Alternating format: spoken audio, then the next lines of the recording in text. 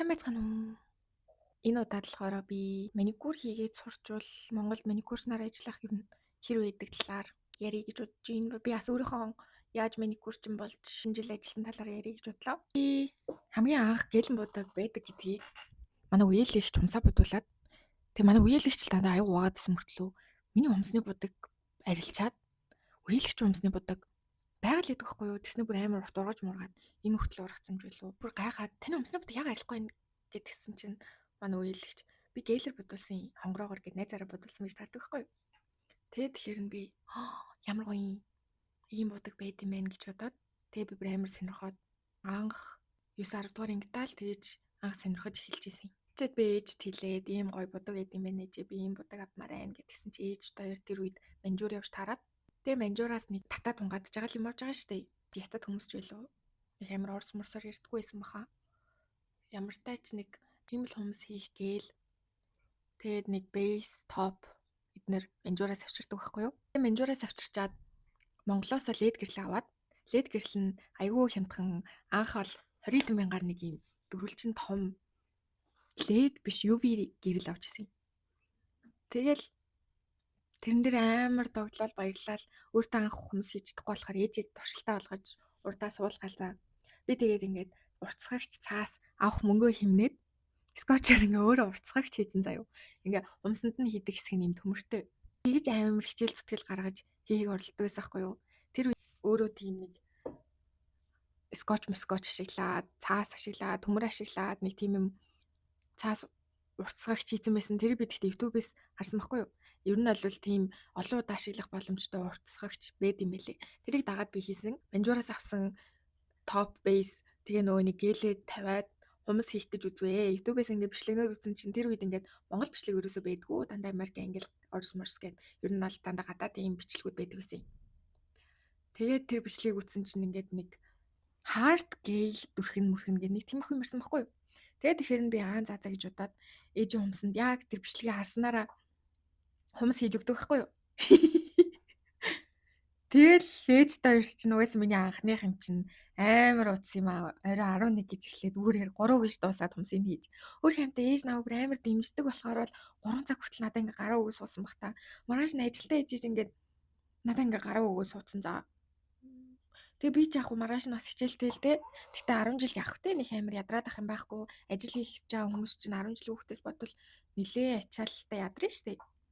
Тэгэл хөрхий ээж 3 цаг хүртэл наддаар ингээд humс зовж хийлгээд тэгээд тальт унтчаад босч ирээд өмдөө татсан гэж байгаа байхгүй юу? Өмдөө татсан чинь бүх humс нь ингээд хугараад унтсан заа юу. Тэгээ ээж над руу инээгээ залгаж байгаа. Намайг хичээл тарсны дараа. Миний охин хилэнгийнх нөчөгдөр шин 3 цаг хүртэл хийж суусан humс өмдөө татгаад л унтсан дайлаараа л байхгүй болсон гэ. Тэгээ би бүр амар гайхаад ямар сони юм би яагаад гэж бодвол бүр амар тийм шаналаа л заа юу. Тэгсэн чинь яг тэр үед манай аавын талын үеэл ахын ихнэр салон хийжсэн байхгүй юу? Тэгсэн чинь аав үеэл ахын ихнэрт хэлээд манай охиныг ингээд салон дээр ажиллуулаа. Юм humс сургаатгаа гэд. Тэгээд угаасаа 10 жил байсан болохоор тэгээд намайг нэг өдөр дууддаг байхгүй юу? Тэгээ би хамаатныхаа ихчийн салон дээр очиод тэгсэн чинь чи яг яаж чаддсан мад ингээд тэгсэн чи би тэр үед нэг humсаа будсан байсан. Humсаа будсан байсан болохоор тэрийг харуулаад би ингэж боддог. Тэгтээ humс бол хийж үзээгүй. Нэгнээ тэрэ гэл өөрийгөө нэг хилээд гэсэн чи за чи өстой гоё цэвэрхэн бодд юм биш ирээдүйтэй л юм байна. Гэл тэнгуут нь би бүр хөөрөөл явчихдаг байхгүй юу. Тэгээд би хөөрж байгаа тэнд 2 маникюрч ихч үйдэг гэсэн. Үгүй нэг маникюрч ихч тэгээд нэг гоо сайхан ихч үйдэг гэсэн. Тэгээд би тэр хоёр ихчтэй амар хөөрхөн ярилцаал тэгэл маникюрч ихч надад юм зааж өгөөл тэрний дараа дахиад нэг өөр маникюрч ихч орж ирээл тэр өмнө зааж өгчээсэн ихчээс арай өөр арга барилтай ихч тэгэл би тэр хоёр ихчийн арга барилуудыг ингээл хооронд нь солбож молбол өөрт хамгийн эвтэйхнэр нь хийж мэгээл гэхдээ надаа ингээд тэнд сурахаас гадна би тэнд ажиллах хэвээр юу гэж зүгээр л сураад өнгөрөхөө эн чинь одоо бас ажиллаад үзчихвэл надад ч зүгээр манай хамаатны ихчийн салонд ч гэсэн зүгээр штэ тэгэд би хамгийн анх намайг ингээд тасахын тулд бүх бодолт хэдэн мянга гээд нэг мангар хямдхан хүн тавиад тэгээ хэдэн хүмүүс авдаг байсан байхгүй юу. Тэгсэн чинь бүр амар эвгүй за би ингээд өмнө хүний хүмүүс будаж үзэж байгаагүй. Тэгээ шууд хүний хүмүүс будах гад ороод ирэнгүүт амар хичээд сандраад юмаа хийж чадахгүй, будлаад, махын илүү авах гад будгийн амар муухай будаж мудаад амар хэцүү үед байсан. Гэтэ ямар ч байсан би ерөөсөө сургалтанд суугаагүй. Тэгээ хамаатныхаа хичээн салонд маникюр чигч нараа дагалцаараагаа сурцсан. Гэтэ ийм ганцхан хүн дагалдах гэхээсээ илүү надад олон хүн дагалдах нь амар зүгээр санагдсан. Яг өөрт хэрэгтэй арга барилаа сурчин. Ингүүл арай зүгээр юм байна да. Нэрээ ингийн бол хумс гэмтэх юм байна. Ингийн бол жоохон хумс гэмтгээд ах юм шүү гэдэг байдлаар ер нь бол жоохон ийм олон арга барилыг туршиж үзэж байгаа болохоор тэгээд харьцуулж харахад олон маникюрчин дагалдах хамгийн зүгээр санагдсан. Тэгэд би дагалдаж жагаад би ийм жоохон нямба ахгүй юу? Удаан. Тэгээд амар гоё цэвэрхэн ихийг хичээдэг. Тийм болохоор тэрэнд маань дуртай хүмүүс бас байдаг байсан. Гэтэ тэрэнд дургүй хүмүүс бас байдаг байсан. Тэгээд би өдөр алган хүмүүс боддоггүй. Хичээлийнхаа хажуугаар л боддог байсан болохоор яг нөгөө нэг full time job биш болохоор би амар хурдан болж таагүй. Ер нь удаан л исэн. 7 хоногт ганц 2 10 жилдээ бол би 7 хоногт 3 өдөр лөө 2 өдөр ажилладаг байсан. Ямар ч тач 1 өдөр бол ажилладаг байсан. Тэгээд тэр үед бол жоохон гайгүй болж исэн. Тэгээд зуны амралт эхлээд би бүтэн цагаар маникюрынхаа ажлыг хийдэг байхад тэр үед бас жоохон хурдан болох гэж үзэж исэн. Гэхдээ яг уг хүн нь нэлээд удаан болохоор жоохон хэцүү санагцсан. Тэгээд ингээд маникюрыг миний хувьд бол бүтэн цагаар ерөөсөө хийж чадахгүй мөлий. Им суугаад будаад бэсээ тавиал будаад махын цэвэрлэл ингээл нэг ерөнхий дараалтаа шүү дээ. Яг бодолтон л өөр болохоос биш. Тэгээ хүмүүс хийхээр бол жоохон юм нэмэгтгэл болохоос яг хийх юмнууд нь бүгдээрээ тодорхой юм болохоор надад жоохон уйд гартай санагддаг байсан байхгүй юу. Анх бол амар гоёсэн л та. Завтай цаг гараад тэгэнгүүт өөрийнхөө хүмүүсийг будчихна. Хүн ороод ирэхээр нь надад орж ирэндээ мөнгө гэж одоо томсын амар гой будаад өгчин. Тэгэд ингээд би педикюр хийж сурах гэж бас үзчихсэн. Гэхдээ би жоохон юм юу байхгүй юу? Шижигч гэх юм уу? Ер нь хүнд самаа хэрэглүүлэх дурггүй. Тэгээд ер нь ингээ хүнтэй юм хаваалцах амар дурггүй. Хүний имийг бас өөрөө хэрэглэх бас нэг амар дурггүй. Жохон шижигч талдаа болохоор хүний хөл бариад сууна гэдэг надад бүр үнэхээр амар муухай мэдрэмж, шижгийн мэдрэмж төрөөд байсан байхгүй юу? Гэхдээ ер нь бол зүгээр л ахaltaа. Гэхдээ би хитрхи амар шижигч хүн болохоор тэрийг бол тисч чадахгүй гэж бодоод би педикюрнийг 2 удаа хийж үзчихсэн. Тэгээл болсон. Угаасаа миний яг хийдэг төрөл бол биш үлээ. Би угаас шижиглээд нэг амар цэвэрлж чадахгүй мөлий. Тэгээд тийм жижигэн хуруунуудыг чинь бодох ч амар хэцүү юм бэлээ. Тийм болохоор надад амар таалагдаагүй. Тэгээд би педикюр хийдэггүй байсан. 10 жилээ төгсгөөс өмнө хамаатныхаа хичээл салоноос ажиллагаа болоод гарсан юм. 1-р курс болон 2-р курсын хагас нь бол карантин маягаар байсан.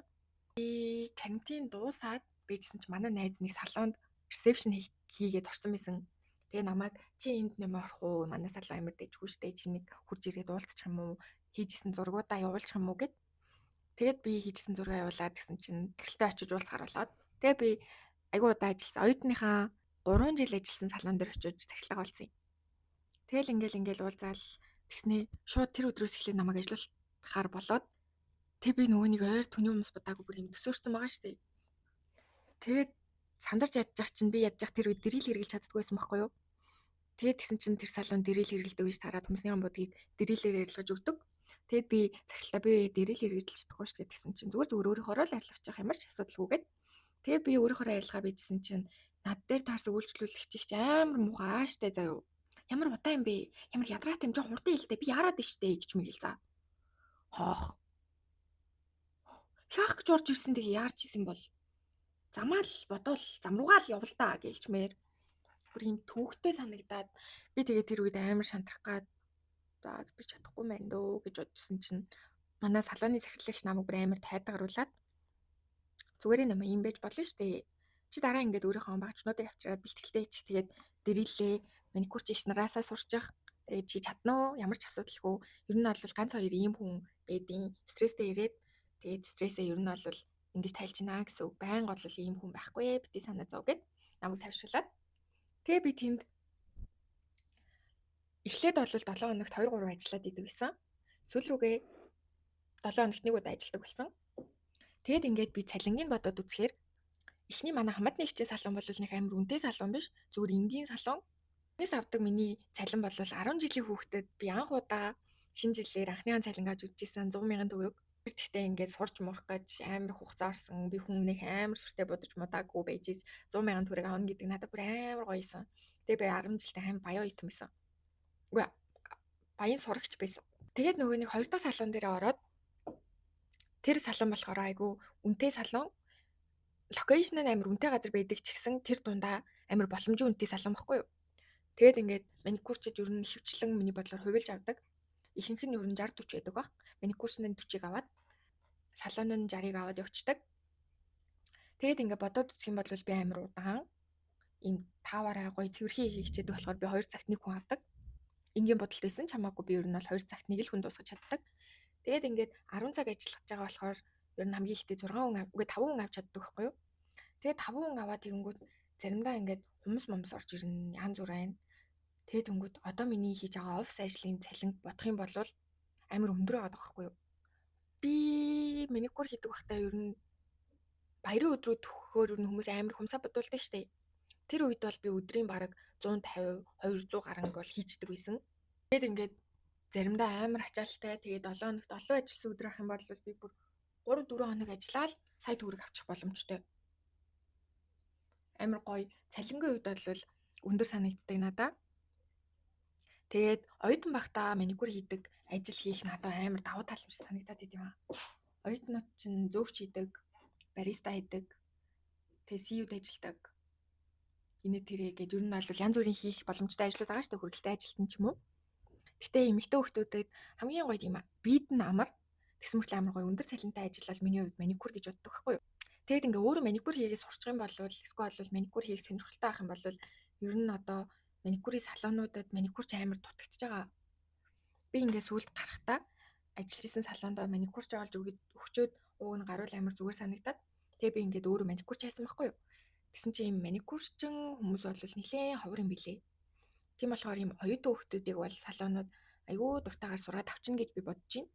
Гэхдээ ерөнхий өөрийн гэсэн суурь таах хэрэгтэй ах. Тэгээд бичлэг одоо ер нь монголчууд амар хийдэг болсон мэлээ шүү дээ. Жишээл надаас эхлээл ингээд ийм юмнууд 50 нэг хэрэгтэй тех хэрэгтэй гэд зөвлөгөө маягийн юмнууд оруулаад өөрийнхөө хил дээр үзчихэж байгаа болохоор таад нэлийн боломжийн гэж би бодож байна. Намайг анх маникюр сурж байхад 6 жил 7 жил 8 жил 8 жилийн өмнө бол би бүр амар удаа маникюраар ажилласан юм. Oh my gosh. Гэтэ энд дунд нь завсарласан жил мэл бол байгаа л та. Гэтэ ер нь бол 8 жилийн өмнө намайг анх маникюр сурж байхад ийм монгол хүмүүс ерөөсөө маникюрын талаар бичлэг хийдэг байсан. Хийдэг байсан бол надад маш гоё явах байсан баг. Маникюр хийгээ сурчих юм бол оюутан цагтаа хийж бодлоо хамгийн өндөр цалинтай маш гоё ажил шүү. Тэгээд өөрөө хичээж чадах юм бол янзын гоё. Тэгээд би одоо ягаан маникюраар ажилтгүй шалтгаан нь гэх юм бол удаан яг хийх юмнууд нь тодорхой юм хийх амар сонирхолгүй. Тэгээд энэ ч их сургууль сураад сургуулаа төгссөн юм чинь маникюр хийгээд суугаад ах сонир санагдаад угаасаа ээж хоёрч дургу байгаа болохоор би өндөр цалинтай байж болох маникюрын ажлыг болсон. Тэгээд бас ер нь бол хүмүүст ингээд үйлчлээд илдэг харьцаа суух бас нэг бодлын жоохон хэцүү байдаг. Заримдаа эн чинь хүн юм жоохон савлууртай үе байж тээ. Одоо жишээлх юм бол эмэгтэй хүний үед гэх юм бол сарын тэмдэг ирээд муухай ааштай ах үед ингээд урдаас бас сарын тэмдэг нэрсэн муухай ааштай ихч муухай аашлаад ах юм бол тэрийг төвчих амар хэцүү. Тэгээд ингээд хүний таалалд нийт зүйлж юм хийх бас жоохон хэцүү. Мэдгүй ягаад ч юм би хүнд үйлчлэх төрлийн ажил хийх жоохон дургу. Тийм болохоор би маникюр хийх болсон. Гэтэ манай үйлчлүүлэгч нар амар гоё л гэсэн л та. Зарим нэг жоохон муухай ааштай хүмүүс орж ирэх л жоохон таагүй мэдрэмж төрүүлдэг байсан болохоос яг үйлчлүүлдэг байсан ихч нар амар гоё за. Нэг тийм хөөрхөн ааштай хичээл наманд авгүй юу?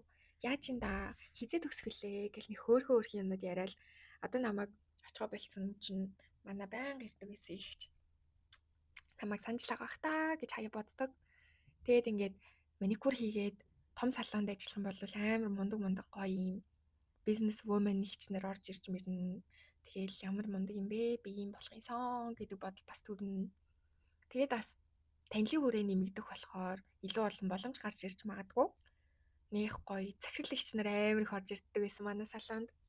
Тэгээд саяхан нэг ихч залгаад намайг ажил санал тавьсан. Гэхдээ би амар завгүйсэн учраас очиж уулзаж чадаагүй. Тэгээд бас дөнгөж саяхан ажлаа нэг солилцсон болохоор дахиж юу нэ ажиллаа жоохон солимооргүй юм. Тэгэхгүй бол одоо энэ миний CV бараг ноорог дэвтэр шиг юм болох гээд байгаа учраас яг нэг амар зорж очимочи гэж бодог өнгөрцөн уушлаарэ. Нэг тиймэрхүү байдаг. Гэтэ ер нь бол оюутан наснд надаа маникюрын ажил хийх хамгийн гоё давуу тал гэж би боддгоо. Би ингээд нэг хэсэг амар өвчтэй юм шиг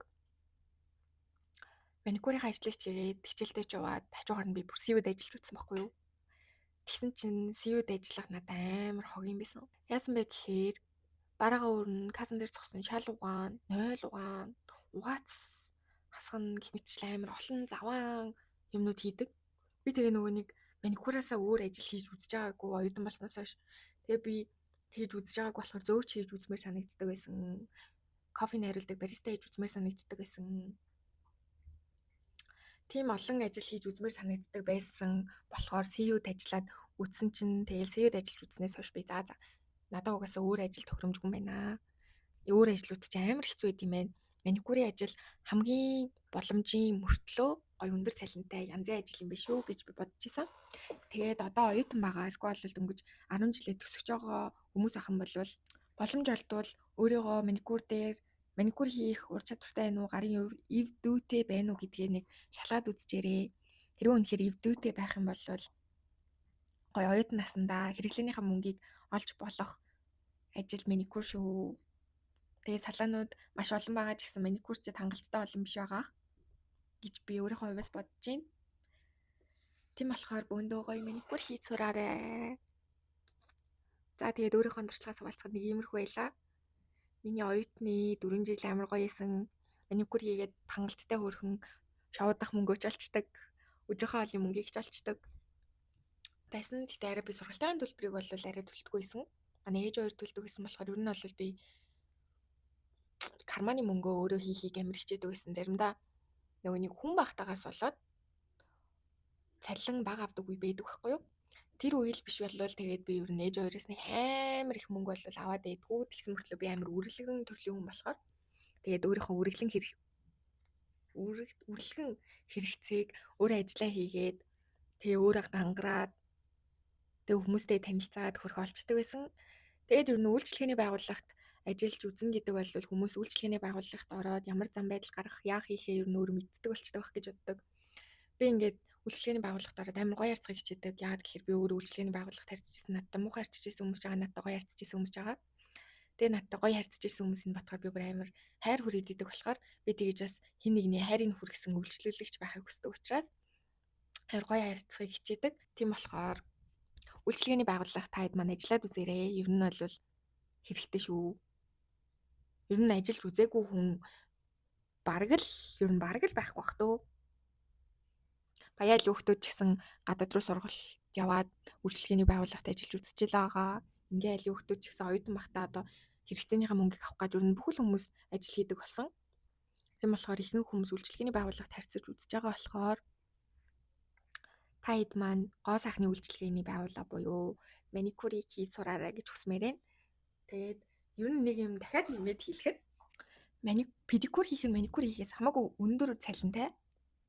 Тэгээд та хэдэд педикюр хийх тийм амар сүртэй асуудал биш болвол хийгээрэй гэж бас үлмөр байна. Педикюр хийдэг байсан бол би бас авдаг цалингаас их цалин авах байсан бах гэж боддог л доо. Гэтэ хийж чадахгүй юм чинь одоо яах вэ? Тэгээд яг педикюр чинь хүний хөлийн ивэр мэврийг үрэх болохоор бас нэлээд ажилтай учраас тэрийг бол би угаасаа хийж сураагүй болохоор сүулдэ хийч гэж бодгоо байсан. Анх сурж байгаа бол маникюр педикюр хоёулангийн сурчих юм бол чамд илүү давуу тал үүснэ шүү.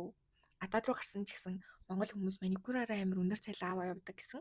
Тэгэхээр ер нь маникюр сурчхад ер нь хаач газардахгүй гэж би хувьдаа боддог.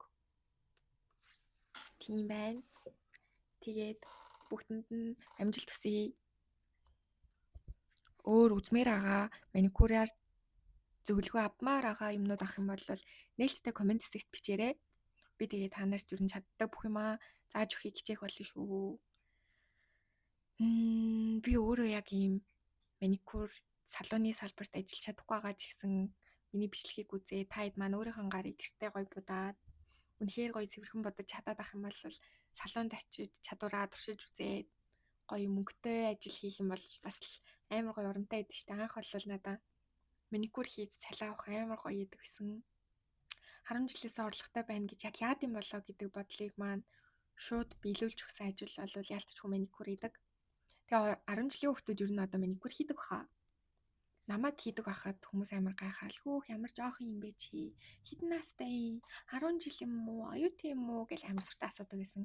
Одоо бол тийм байха болсон баг. Бүгдээрээ л амар мундаг хичээнгүү болцсон учраас мэдгүй юм байвал асууж аль шүү манайхаа. Bye bye.